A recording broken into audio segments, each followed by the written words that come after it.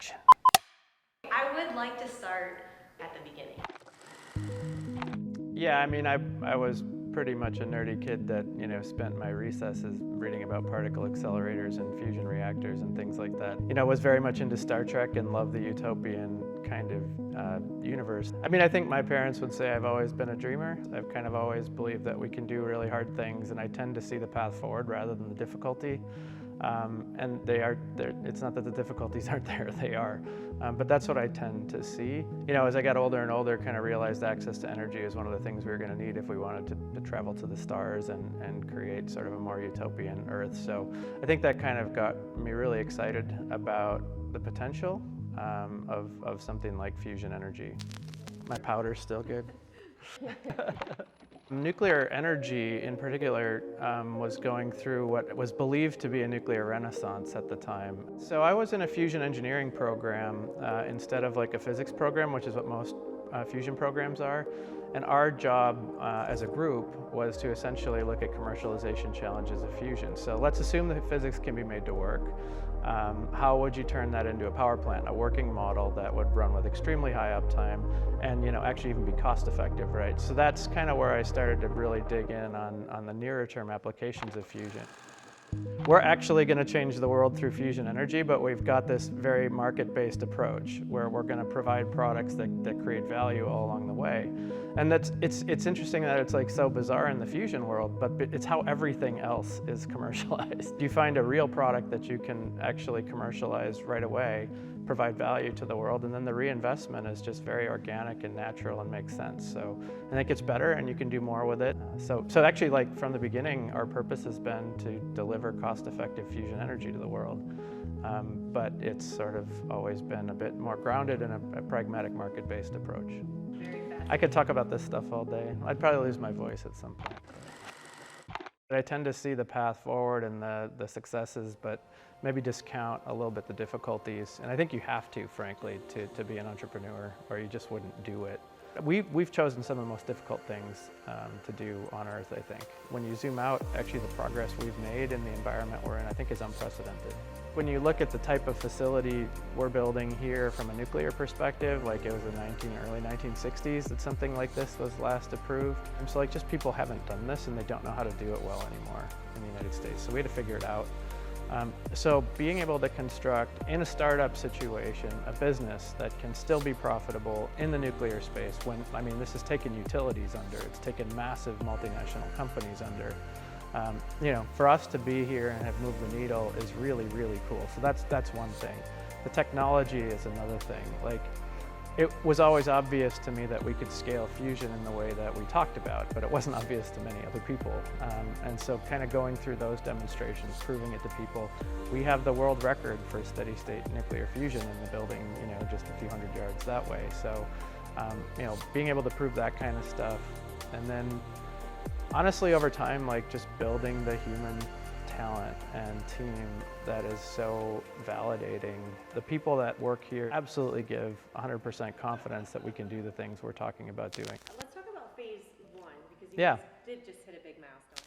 So basically our approach, and the reason it's phased, and it goes back to fusion being expensive, not fusion being impossible, but fusion being expensive. It was clear to me that you couldn't make money off the energy from fusion today. Not everybody believes that, so I'm saying clear to me. But there's another thing that's produced in a fusion reaction, something called a neutron. And it turns out there are applications for that neutron, whereby you're doing fusion and you can sell the value of that neutron, where it's far more valuable. So phase one is actually taking advantage of that neutron for the purpose of testing materials. It's about 1 million times more valuable, by the way, than the energy produced from the fusion reaction. So that neutron's highly valuable, and we're using it to make airplanes safer, and we're using it to make spacecraft, work better, and to make our defense capabilities continue to work well. So phase one is profitable. So yes, that's a huge milestone. That's why we're here, right? We're here to create net value, and it's not just like it's all about the money, right? Like our company is driven by purpose and we want to make humanity better. And so, having the phase one business become profitable is like really validating for me. It not only helps show people we understand that that's important, but it's also going to help pay for future development as well, right? And on top of that, it's caused us to get good at building high-tech nuclear systems that we build in-house. And building that manufacturing capability is absolutely going to be a competitive advantage going forward, because it's just not really done very well by anyone else. There is a major application for the fusion-based system here in Janesville that is starting to come online this year. So we expect that to continue to help grow that phase 1 revenue stream substantially. Phase 2 required us to scale up fusion. We knew we could access markets that were probably 10 times larger than the testing markets if we could reduce the cost of fusion, but we had to reduce it by like 1,000 times. We did that through clever use of what we call gas targetry and neutron multiplication. That allowed us to produce enough neutrons from a fusion process that would allow us to change materials. So this is a process nuclear engineers call transmutation, where if you hit an element or an isotope with a neutron, it actually becomes a different element or isotope. And these materials have a use, and that's why they're so valuable, primarily in medicine at small scale. One of the reactions we use neutrons for is to turn uranium that we can buy for like $6 a gram into a medicine called molybdenum-99. And molybdenum-99 is worth like $150 million a gram, right? So lutetium-177 is an isotope we produce for cancer therapy, which is worth like $1 to $2 billion per gram. And that's phase 2, is actually like using the neutrons from fusion to drive the isotope production process. Historically, this has been done in very aged nuclear reactors. Most of them are over 60 years old, and the supply chain's actually failing. So we have a situation today where millions of patients every year are potentially denied treatment or prescribed worser treatments for things like heart disease, which is just totally unacceptable. So we've built a pilot plant. So we actually are producing lutetium today, and that lutetium is being used a lot in clinical trials. And we've built the largest medical isotope production facility in the world. It's located about 1,000 feet that way. And we're in the process of bringing that online. Over the next 18 months, we expect to be turning that on. And that facility will be capable of producing about 20 million doses of medicine every year. So by far the biggest in the world. Phase 2 started to build our competencies not only in scaling that up and building more of these systems, but also in tritium handling and tritium recycling and many other areas. Nuclear regulation, nuclear construction, nuclear chemistry is another thing we had to get really good at, which you actually ultimately need for fusion energy as well. And so we've kind of mastered a lot of those skills and are now deploying them at commercial scale. But those skills do allow us to take one more step before going to fusion energy, and that's phase 3. Phase 3 for us is actually recycling nuclear waste. So nuclear energy today, fission-based energy, is an available form of carbon-free energy generation that suffers from 2 problems. One is cost, and people are working on that, and 2 is waste. And so if that problem could be solved, it certainly should make nuclear energy and thus decarbonization much, much more accessible.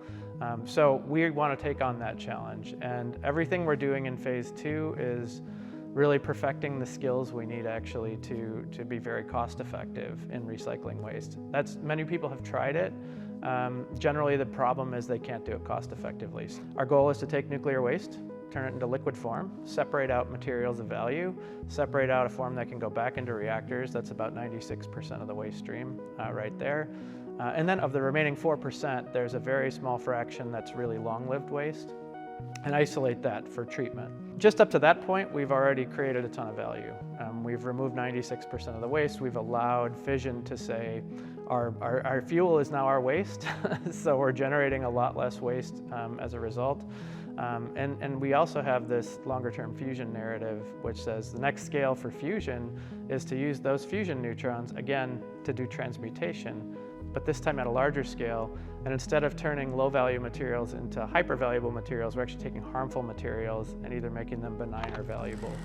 Phase 4 is fusion energy. That's the dream, right? That's like why we're here. That's the purpose of our company, and not just to prove it scientifically, but to actually be able to commercialize it in an economical way and to build a company that can build hundreds of working machines in the field and actually make a difference, not just for decarbonization, but for the future of humanity, to provide energy in abundance. And fusion's just like stupidly hard and complicated, and you need to practice to get good at it. So that's why we've got this phased approach, and we're scaling into it and scaling into our ability to build lots of facilities and support them. All these are going to exist in a nuclear environment. All these are going to be kind of crazy construction. They're all going to be really, really high technology, so practice.